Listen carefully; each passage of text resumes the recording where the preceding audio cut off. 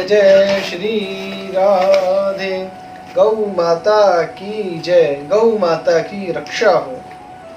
गावो विश्वस्य मातरः। गाय जो है संपूर्ण विश्व की माता है। गाय को संपूर्ण विश्व की माता कहा जाता है, क्योंकि गाय ही सबों की रक्षा करती है, सभी का पालन करती है।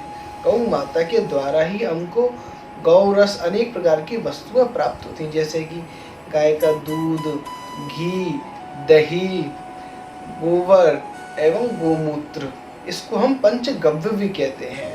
अन्न ही परमो गावो देवानां परमं हवि। गौ माता हमको अन्न उपलब्ध कराती है, मनुष्यों को तो अन्न उपलब्ध कराती है और देवताओं को हविष्य उपलब्ध कराती है। हविष्य कहते हैं जो गौ माता से हमको वस्तुएं उपलब्ध होती हैं, जैसे कि गोबर, गोमूत्र, दूध, घी, दही। यह सब हम यज्ञों में उपभोग में लेते हैं, यज्ञों में यूज आता है और यज्ञों के द्वारा देवताओं को वह वस्तु प्राप्त होती है। कहते हैं ना, यज्ञों में जो हम आहुति देते हैं वो देवताओं का एक प्रकार से भोजन है, देवताओं का हम भोजन प्राप्त कराते हैं।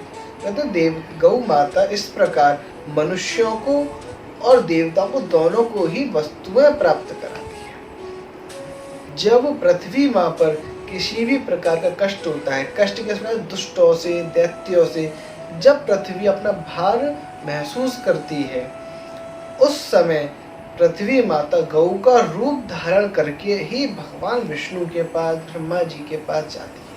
इसलिए हम कह सकते हैं ये पृथ्वी ही गौ माता है, गौ माता ही पृथ्वी है। ये दोनों में किसी भी प्रकार का भेद नहीं है, क्योंकि और गौ माता ही हमको इस सृष्टि में सभी प्रकार की वस्तुएं उपलब्ध कराई है। यह बात श्री पृथु भगवान के चरित्र से हमको ज्ञात होती है। जब वेद को मंथन करने के बाद पृथु भगवान का प्राकट्य हुआ, पृथु भगवान ने इस संपूर्ण सृष्टि पे शासन किया। शासन करने के बाद वहाँ की प्रजाजन पृथु महाराज के पास आई और प्रजाजन बोली, प्रभु आपके राज्य में हमको भोजन उपलब्ध ही नहीं हो पा रहा, आपकी प्रजा एक तरीके से भूखी मर रही है, अकाल आ रहा है, प्रभु आप हमारी रक्षा करें, हमको भोजन उपलब्ध कराएं। तब पृथु महाराज ने बोला, मेरे राज्य में ऐसा अकाल आ रहा है वह मुझे ज्ञात भी नहीं है। तो उन्होंने पृथ्वी माँ का आवाहन किया। पृथ्वी माँ वहाँ पर प्रकट हुई। पृथ्वी माँ गौ के रूप में ही प्रकट हुई थी और गौ के रूप में प्रकट होने के बाद पृथु महाराज से कहा, प्रभु जब जब इस सृष्टि पे दुष्टों का आक्रमण होता है, दुष्टों का भार मेरे ऊपर आता है, जब जब मैं अपने सभी प्रकार के रत्नों को अपने अंदर समाहित कर लेती हूँ। इसका तात्पर्य क्या हुआ, पृथ्वी के पास सभी प्रकार के रत्न उपलब्ध है, लेकिन उन्होंने दुष्टों के कारण सभी रत्न अपने अंदर समाहित कर लिए। तो पृथु महाराज ने कहा, अब हमारा शासन है, आप इन सभी रत्नों को उगाइए, आप इन सभी रत्नों को इस सृष्टि को दीजिए। तब पृथ्वी माता ने कहा कि प्रभु आप एक कार्य कीजिए, 3 वस्तुएं उपलब्ध कराइए। बोले क्या? बोले एक तो बछड़ा जो मेरे से दुग्ध के रूप में सभी प्रकार के रत्न ले सके, एक दोहने का पात्र जिसमें हम धोते, गौ दोही जाती है, वह पात्र पृथ्वी ही गौ माता का रूप लेके भगवान के पास जाती है। कब? और तीसरा दोहने वाला व्यक्ति। ये 3 वस्तुएं उपलब्ध कराई है मुझे। तब पृथु महाराज ने ये सब उपलब्ध कराई। तो सभी ऋषियों ने, देवताओं ने, इंद्र ने, सभी व्यक्तियों ने अपने अपने मुखियाओं को बुलाकर बछड़ा बनाया और दोहने के पात्र की व्यवस्था करी और दोहने वाले की व्यवस्था करी। जैसे कि ऋषियों ने बृहस्पति जी को बछड़ा बनाकर वेदों को दूत के रूप में दोहा। इसी प्रकार अनेक व्यक्तियों ने अपने अपने मुखियाओं को बछड़ा बनाकर अपने अपने अनुरूप वस्तु को दुग्ध के रूप में दोहा। इसका तात्पर्य यह हुआ पृथ्वी मैया ने गौ का रूप लेकर ही सब वस्तुएं इस धरातल पर उपलब्ध कराई। देखिए, गौ माता के अंदर 33 करोड़ देवी देवताओं का वास है। 33 करोड़ देवी देवताओं का वास है। इसीलिए वेद कहते हैं सर्वदेवा स्थिता देहे सर्वदेवमयी ही गौ। गौ माता में सभी प्रकार के देवी देवताओं का वास है, वह स्थित है, इसलिए गौ माता देवमयी कही जाती है। इसीलिए कहते हैं आपने गौ माता की पूजा कर ली तो यह समझिए आपने सभी देवी देवताओं की पूजा कर ली, सभी देवी देवताओं का आपने आवाहन कर लिया। इसीलिए कहने का तात्पर्य, जो गौ माता के सिंह होते हैं, सिंह में तो भगवान शंकर का और विष्णु का वास होता है। शीर्षे ब्रह्मा स्थिता, जो गौ माता का मस्तक है उसमें ब्रह्मा जी का निवास होता है। इसी प्रकार कहा जाता है कि गौ माता के नेत्रों में सूर्य और चंद्रमा का वास होता है और जीभ में लक्ष्मी जी का वास होता है। इसी प्रकार कहा जाता है कि गौ माता में 33 करोड़ देवी देवताओं का वास है। और एक अति उत्तम बात कहा जाता है कि वेद कह रहे हैं, मैं भी नहीं कह रहा, ना कोई मनगढ़ंत बात कह रहा हूं, बोले वेद कह रहे हैं। जो गौ माता के रोम होते हैं ना, जो रोम होते हैं, रोम में सभी औषधियों का वास है। सभी प्रकार की औषधियों का वास गौ माता की रोम में है। तभी तो संतों ने कहा कि आप गौ माता के पीठ पर 5 मिनट हाथ फिरा लीजिए तो आपकी हाथों की लकीरें क्या, आपके सभी प्रकार के रोग नष्ट हो जाएंगे, सभी प्रकार की बाधाएं नष्ट हो जाएंगी। कहते हैं ना, इसीलिए ही तो संतों ने कहा कि आप गौ की पूजा करिए, गौ की सेवा करिए, गौ की प्रदक्षिणा करिए। प्रदक्षिणा का बड़ा अच्छा तात्पर्य है। कहा जाता है गौ माता को, यह तो मैंने आपको बता ही दिया, गौ माता पृथ्वी का ही स्वरूप है। आपने गौ माता की 7 परिक्रमा कर ली तो यह समझिए आपने पृथ्वी माँ की ही 7 प्रदक्षिणा कर। कितनी अच्छी बात है, 7 बार आपने पृथ्वी माँ की परिक्रमा लगा ली गौ माता की परिक्रमा लगाने से। तो यह बताइए इसमें हमारा कुछ जाता है? कुछ नहीं जाता। गौ माता की परिक्रमा कीजिए तो समझिए आपने पृथ्वी माँ की परिक्रमा कर ली, पृथ्वी माँ की परिक्रमा कर ली। वेद बहुत अच्छी बात कहते हैं। क्या कह रहे हैं? यदि व्यक्ति को स्वप्न में कोई दोष दिखते हैं, अवगुण दिखते हैं, या फिर उसको नींद नहीं आती, तो वह गौ माता का जितना नाम ले सके उतना नाम ले। वेद कह रहे हैं अनिष्टम स्वप्नमालक्ष्यम गाम नरः संप्रकीर्तयेत। कहने का तो स्वप्न में आपको किसी भी प्रकार के दोष दिखते हैं तो आप क्या कीजिए? संप्रकीर्तयेत, कीर्तन कीजिए। किसका? बोले गौ माता। गौ माता का नाम लीजिए। क्या होगा? ओम सूरभ्यै नमः, ओम सूरभ्यै नमः।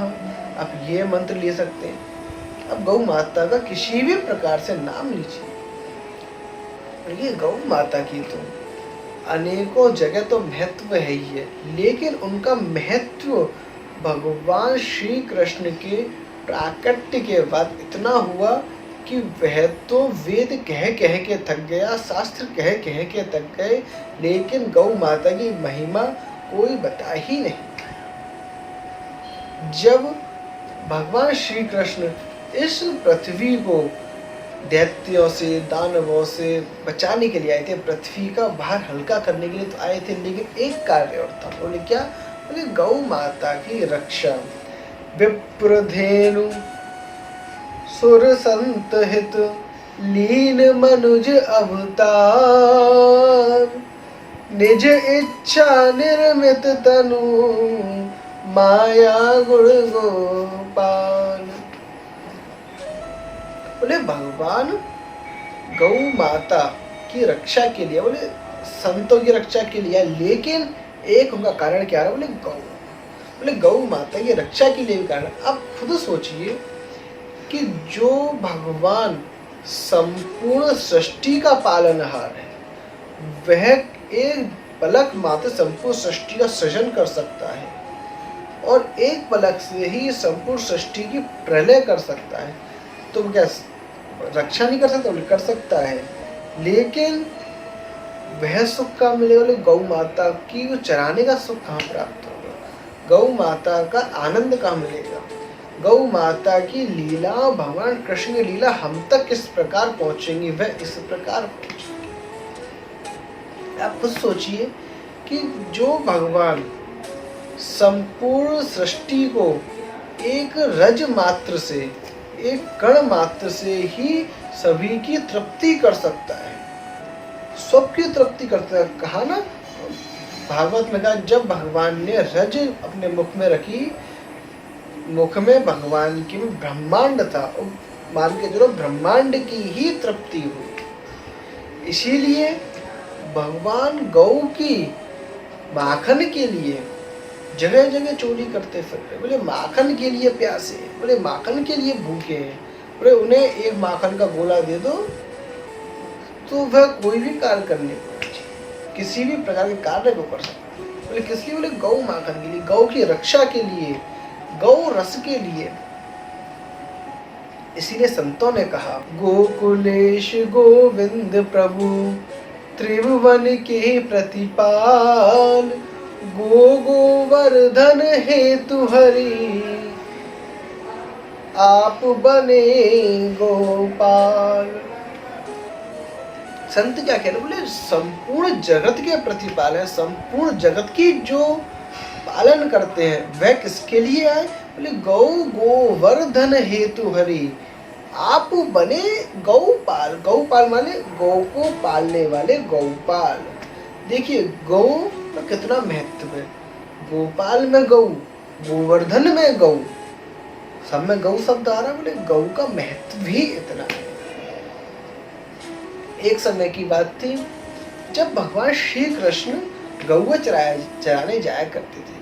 गाय चराने के समय भगवान श्री कृष्ण पादुका नहीं पहना करते थे, तो यशोदा मैया बोली लाला तू पादुका क्यों नहीं पहनता?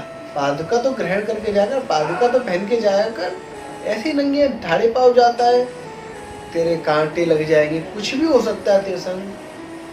तब भगवान कृष्ण बोले मैं नहीं पहनता, मैं पादुका नहीं पहन सकता। तब यशोदा मैया बोले क्यों नहीं पहन सकता?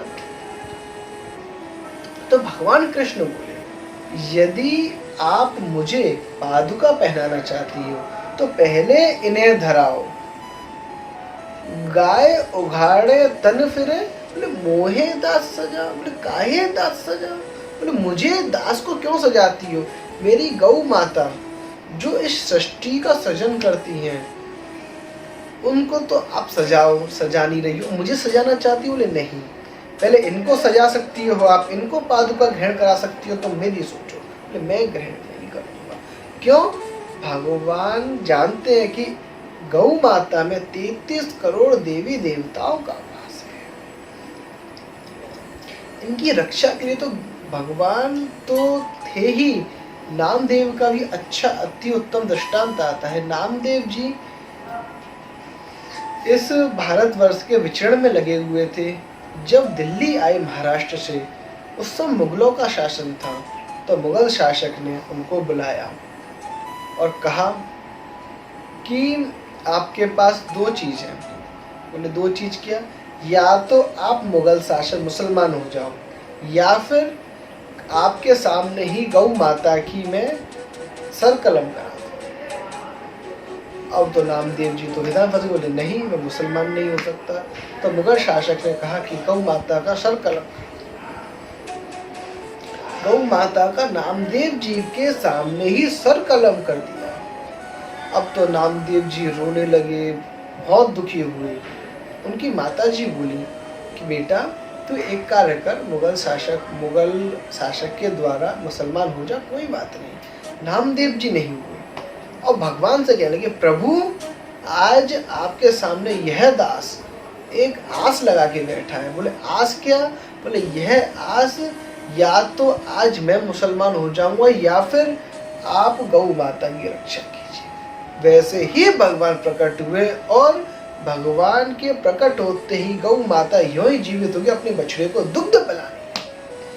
यह बात देखकर तो मुगल शासक भी अचंभित हो गया और नामदेव के चरणों में गिर गया और कहने लगा, प्रभु आज मैंने आपकी लीला को देख लिया, जय हो आपकी जय हो।